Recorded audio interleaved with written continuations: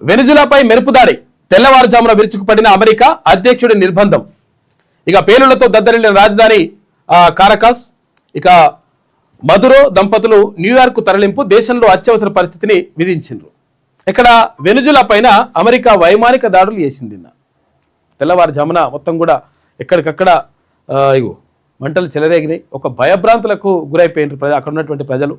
మొత్తం కూడా చీకట్లు కమ్ముకున్నాయి. అక్కడ ఉన్నటువంటి పొగ మొత్తం కూడా కమ్మేసింది. అటువంటి పరిస్థితిని తీసుకొచ్చింది. ఆయనేమో మళ్ళా నాకు శాంతి బహుమతిగా కావాలని తిరుగుతున్నాడు. అమెరికా దళాల వైమానిక దాడుల అనంతరం కారకాస్లో ఎగిసి పడుతున్న మంటలు ఎట్లున్నాయి. దక్షిణ అమెరికా దేశం వెనుజులాపై శనివారం తెల్లవారుజామున ఉరుములేని పిడుగుల అమెరికా మెరుపు దాడులకు దిగింది. ఊహించని ఈ దాడులతో రాజధాని కారకాస్ దద్దరిల్లింది. రాజధాని గగనతలంపై అమెరికా యుద్ధ విమానాలు చక్కర్లు కొట్టాయి. పేలుళ్లకు జనం భయపడి బయటకు పరుగులు తీశారు. అయితే సైనిక స్థావరాల్లో పొగ, అంధకారం అలుముకున్నాయి. ఇక నగరంలో పలు ప్రాంతాల్లో చీకట్లు కమ్ముకున్నాయి.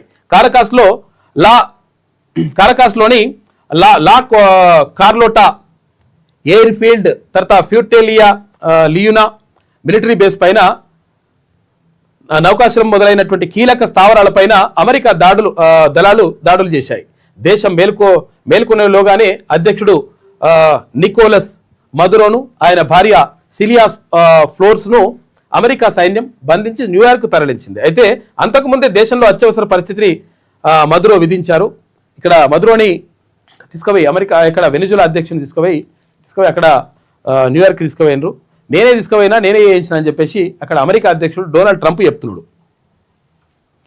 వెనుజులాను మేమే పాలిస్తాడటం, సురక్షితంగా అధికారాల బదిలీ జరిగేలా అక్కడ మేమే ఉంటామని చెప్పేసి ట్రంప్ స్పష్టీకరణ. అమెరికా కంపెనీలు చమురు వ్యాపారం చేస్తాయని వెల్లడి. అసలు యాక్చువల్గా వెనుజులా పైన ఇట్లా దాడులు చేయాల్సిన అవసరం ఎందుకు వచ్చింది, తర్వాత వెనుజులా పైన అమెరికా కన్నెందుకు పడ్డది అని చెప్పేసి అంటే అక్కడ విస్తృతమైనటువంటి చమురు నిల్వలు ఉన్నాయి.